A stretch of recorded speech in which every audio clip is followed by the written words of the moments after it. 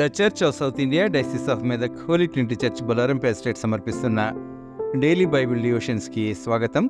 ఈ కార్యక్రమాల్ని ప్రతిదినము వీక్షిస్తూ ఉన్న ప్రియమైన సంఘ సభ్యులకు, దేశ విదేశాల్లో ఉన్న సంఘ సభ్యులకు, ఆత్మీయులైన ప్రేక్షకులందరికీ మనము ఆశించే మన కార్యములన్నిటినీ తన కృప ద్వారా సఫలము చేసే మన ప్రియ రక్షకుడైన యేసుక్రీస్తు ప్రభుని మహాశక్తిగల నామమున మా హృదయపూర్వక శుభాకాంక్షల్ని తెలియజేస్తున్నాం. యెహోవా నా పక్షం నా కార్యము సఫలము చేయును, the lord will work out his plans for me అనే అంశంపై మన ప్రియ సంఘ సభ్యులు పెద్దలు శ్రీమతి ఏ సత్యవతి దేవదాసమ్మ గారు ఈనాటి కార్యక్రమంలో మనకు దైవ సందేశాన్ని అందిస్తూ ఉన్నారు. సందేశానికి పోద్గతంగా ఈ గీతాన్ని ముందుగా విందాం.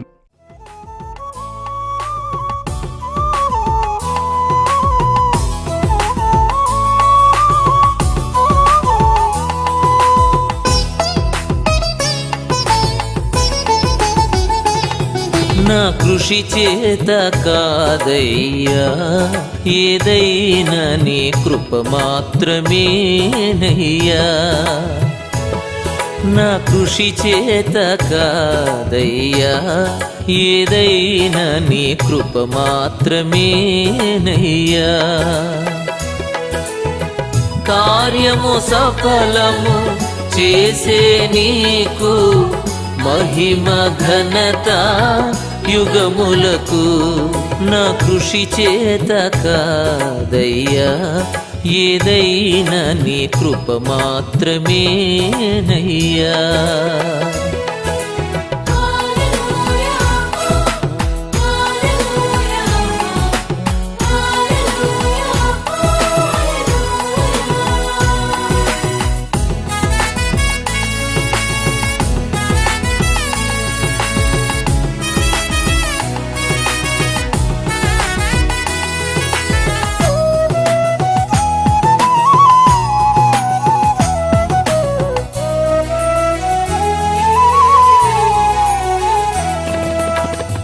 నీవు కటాక్షము చూపకపోయిన జీవముతో ఇలా బ్రతుకుట సాధ్యమా?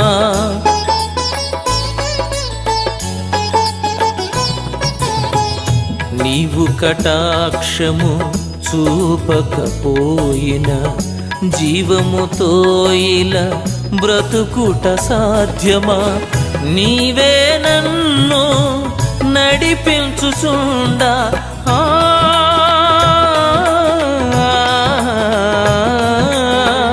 నీవే నన్ను నడిపించుచుండా, నీ ఫలించెద పడిపోకుండా, నీ ఫలించెద పడిపోకుండా.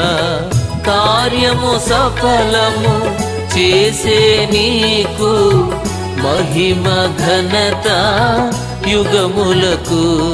నా కృషి చేత కాదయ్యా, ఏదైనా నీ కృప మాత్రమేనయ్యా.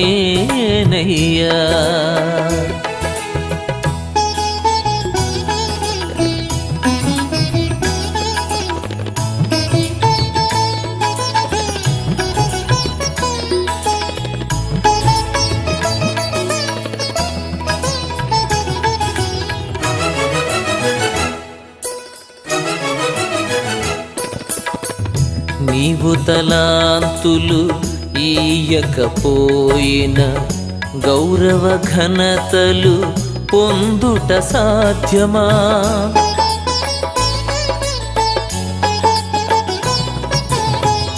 నీవు తలాంతులు ఇయ్యకపోయిన గౌరవ ఘనతలు పొందుట సాధ్యమా? నీవే నన్ను హెచ్చించుచుండా,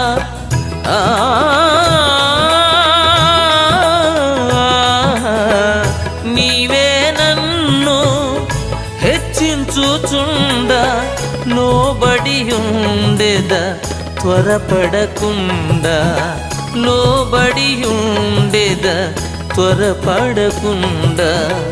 కార్యము సఫలము చేసే నీకు మహిమ ఘనత యుగములకు. నా కృషి చేత కాదయ్యా, ఏదైనా నీ కృప మాత్రమేనయ్యా.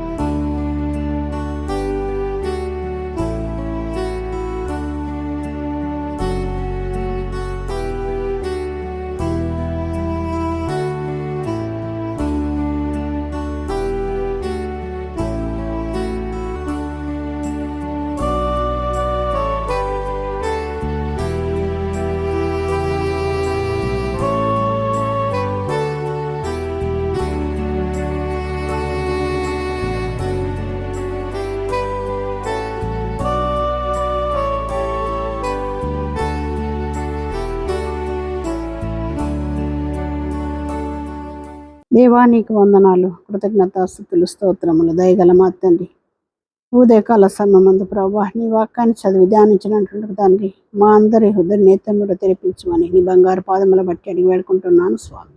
ఆమేన్. వందనాలు అందరికీ. Good morning. నేటి బైబుల్ ధ్యానం చూసినట్టయితే కీర్తనల గ్రంథము 138వ అధ్యాయము 8వ వచనము. కీర్తనలు 138:8. యెహోవా నా పక్షమున కార్యము సఫలము చేయును, యెహోవా నీ కృప నిరంతరముండును, నీ చేతి కార్యములను విడిచిపెట్టకము. చదవబడిన వాక్యమును మనము ఒకసారి గమనించినట్లయితే, నేటి ప్రపంచంలో ఒక ఆఫీసులో పని జరగాలి అన్నా, మనము అనుకున్న ఉద్యోగము పొందాలన్నా, ఏదైనా ఉన్నతమైన అవకాశాన్ని అందుకోవాలన్నా, మన పక్షాన మనకు రికమెండేషన్ చేసేటటువంటి వారు అవసరమై ఉన్నారు. మరి ఈ దినాలలోనైతే రికమెండేషన్ లేకుండా ఏ పని కూడా జరగడము లేదు.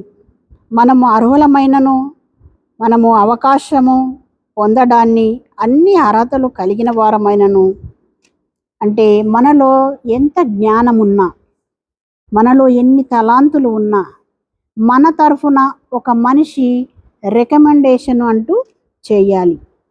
ఆ రికమెండేషన్ లేకపోతే మనము దానిని పొందనేరం, ఆ అవకాశాన్ని సంపాదించుకోలేము. ఈ దినాలలో ఏ ఆఫీసులోనైనా, ఏ పనిలోనైనా రికమెండేషన్ మీదనే ఆధారపడి, మరి రికమెండేషన్తోనే జరుగుతున్నట్లు మనము చూడగలుగుతున్నాము. మరి ఒకవేళ మనము రికమెండేషన్ చేసేటటువంటి వ్యక్తి అధికారులుగా ఉన్న సమాజంలో పేరు ప్రఖ్యాతలు, మరి ఎన్ని విధాల ఉన్నటువంటి వారైనప్పటికీ కూడా, అంటే ఎంత జ్ఞానం ఉన్నప్పటికీ కూడా మన జ్ఞానము అక్కడ మనల్ని హెచ్చిస్తలేదండి. మన తరఫున ఒకరు రికమెండేషన్ చేస్తేనే మనకు ఆ అవకాశాన్ని మరి అవకాశము మనకు కలుగుతుంది అని మరి నేటి వాక్యములో మనము చూడగలుగుతున్నాం. అధికారులుగా సమాజంలో పేరు ప్రఖ్యాతలు, అధికారం కలిగినటువంటి వ్యక్తులు రికమెండేషన్ చేస్తే ఆ పని సులువుగా జరుగుతుంది.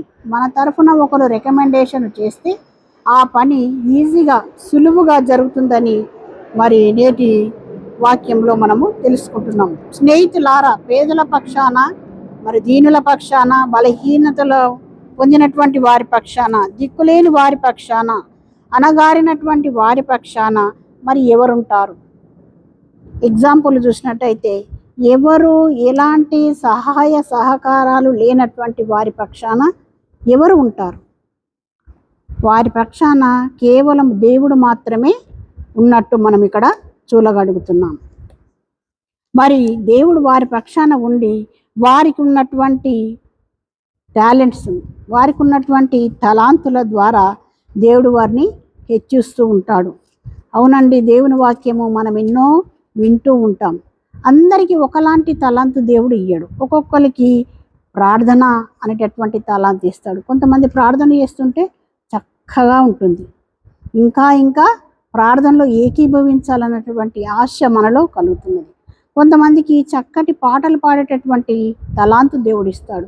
వారి స్వరమెత్తి పాట పాడుతూ ఉంటే ఇంకా ఇంకా వినాలి అన్నట్టు మనకు ఆలాపన కలుగుతూ ఉంటుంది. అదేవిధంగా కొంతమంది వాక్యం చెప్తున్నారు అని అంటే ఎంతో బలమైనటువంటి వాక్యం, అంటే ఒక మనిషి హృదయాన్ని కరిగించేటటువంటి వాక్యం, వారి జీవితాలను సరిదిద్దుకునేటటువంటి వాక్యాలు విదుతూ ఉంటారు. అలాంటి టాలెంట్స్, అలాంటి తలాంతులను ఇయ్యగలిగినటువంటి శక్తిమంతుడు ఒక దేవుడు తప్ప ఎవరి ద్వారా మనము పొందలేము. ఎన్ని రికమెండేషన్లు మనకు చేసినా కానీ మనలో ఆ టాలెంట్ లేకపోతే మనము జీరోతో సమానం. మరి మనం ఆ టాలెంట్లు పొందాలి, ఆ జ్ఞానము పొందాలి అని అంటే దేవుని ద్వారా మనము మోకరించి దేవుని సన్నిధానంలో మనము దీన మనసుతో దేవుని అడిగినట్టయితే దేవుడు మనకు తప్పకుండా దయచేయగలుగుతాడని మరి దేవుడు ఈ దినమున మనకు తెలియజేస్తున్నాడు. మరి ఎవ్వరు కూడా రికమెండేషన్ చెయ్యరండి. మరి కులం చూసి, మతం చూసి, ఆస్తిపాస్తులు చూసి, అందచందాలను చూసి రికమెండేషన్ చేసేటటువంటి వారుగా ఇక్కడ మనము చూడగలుగుతున్నాము. చక్కగా అందంగా ఉన్నారు, వారి దగ్గర డబ్బులు ఉన్నాయి, ఏదన్నా మనము రికమెండేషన్ చేస్తే వాళ్ళు మనకు సహాయం అందిస్తారు అనేటువంటి ఆశ కలిగినటువంటి వారు మాత్రమే ఈ లోకంలో ఉన్నట్టు మనము చూడగలుగుతున్నాం. కానీ దేవుడు ఎలాంటి ఆశించడండి.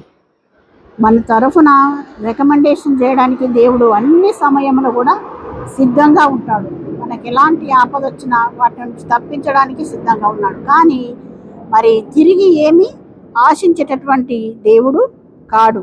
సామాన్యుల కొరకు రికమెండేషన్ చేసేటటువంటి వారు లేరు. ఇటువంటి తరుణములో ఎవ్వరు లేని వారికి, దిక్కులేని వారికి దేవుడే దిక్కు అంటారు.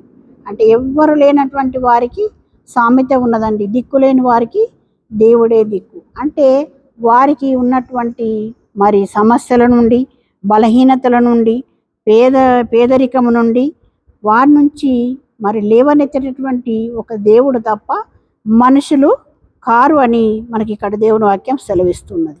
మరి యేసు ప్రభు ఎవరి పక్షాన ఉన్నాడు అంటే దీనుల పక్షాన, దరిద్రుల, మరి పేదలు, ఆకలి బాధలు గల వారి పక్షాన, గాయములు పొందుతున్నటువంటి వారి పక్షాన, అన్యాయములు అక్రమములు లోనవుతున్నటువంటి జనాల పక్షాన ఉన్నటువంటి దేవుడు మరి చాలా గొప్పవాడండి. మనం అడగాలే తప్ప మరి మన యొక్క కోరికలన్నీ నెరవేర్చడానికి దేవుడు సిద్ధంగా ఉన్నాడు. వారికి ఆశ్రయాన్ని, ధైర్యాన్ని కలిగించేటటువంటి దేవుడు. చూడండి, ఐగుప్తు చెరలో ఇశ్రాయేలు జనాంగం ఎన్నో అవమానాలను, శ్రమలను ఎదుర్కొంటున్నది. వారికి ఎవరు ఆదరణ లేనటువంటి వారు, ధైర్యము దిక్కులేని జనాంగముగా, ఒంటరితనంగా, బలహీనులుగా తిట్టబడుచు ఉన్నారు. దేవుడు వారి పక్షాన నిలబడి వారి పలికినటువంటి మాట, నా జనాంగము, నా ప్రజలు, నేను వారి పక్షాన వారిని విడుదల చేస్తానని దేవుడు పలుకుతున్నాడండి. వారికి ఎవరు లేరు అని అనుకుంటున్నారేమో, కాదు, నేను వారి పక్షాన ఉండి వారి యొక్క మొరను నేను విని, మరి ఇశ్రాయేలు జనాంగం వారు పెట్టుచున్నటువంటి హింసలలో, బాధలలో, వారి కష్టములను చూసినటువంటి దేవుడు కనుక వారిని విడిపించి దేవుడు మంచి ఉన్నతమైనటువంటి స్థానంలో నిలబెట్టడానికి మన పక్షాన కూడా దేవుడు ఉంటానని వాగ్దానం చేస్తుండు. కాబట్టి మనకున్నటువంటి సమస్యలు కానీ, ఇరుకులు, ఇబ్బందులు, ఎలాంటి సమస్యలు ఉన్నా మన తరఫున రికమెండేషన్ చేయడానికి దేవుడు సిద్ధంగా ఉన్నాడు. కాబట్టి మనము దేవునికి మరి లోబడి జీవించే బిడ్డలంగా ఉండుటకు దేవుని కృప మనకు తోడు నిడై ఉండును గాక. ఆమెన్. కృపగల దేవ, నీకే వందనాలు తండ్రి. ఎల్లప్పుడూ నిన్ను అంటు పెట్టుకొని ప్రభువా, నిన్ను ముందుంచుకొని తండ్రి, మా పనిలో, ప్రయాణంలో మేము కొనసాగే భాగ్యాన్ని దయచేయమని నీ బంగారు పాదంలో బట్టి అడిగి వేడుకుంటున్నాను స్వామి. ఆమెన్.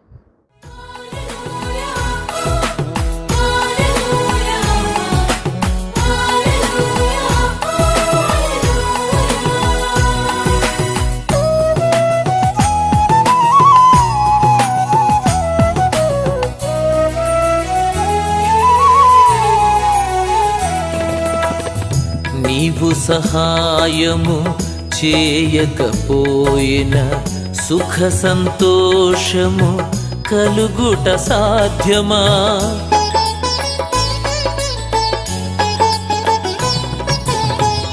నీవు సహాయము చేయకపోయిన సుఖ సంతోషము కలుగుట సాధ్యమా?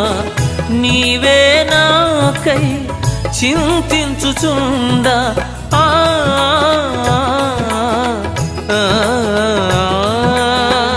నీవే నాకై చింతించుచుండ నేనిదురించెద భయపడకుండా నేనిదురించెద భయపడకుండా కార్యము సఫలము చేసే నీకు మహిమ ఘనత యుగములకు నా కృషి చేత కాదయ్యా ఏదైనా నీ కృప మాత్రమేనయ్యా నా కృషి చేత కాదయ్యా ఏదైనా నీ కృప మాత్రమేనయ్యా కార్యము సఫలము చేసే నీకు మహిమ ఘనత యుగములకు నా కృషి చేత కాదయ్యా ఏదైనా నీ కృప మాత్రమేనయ్యా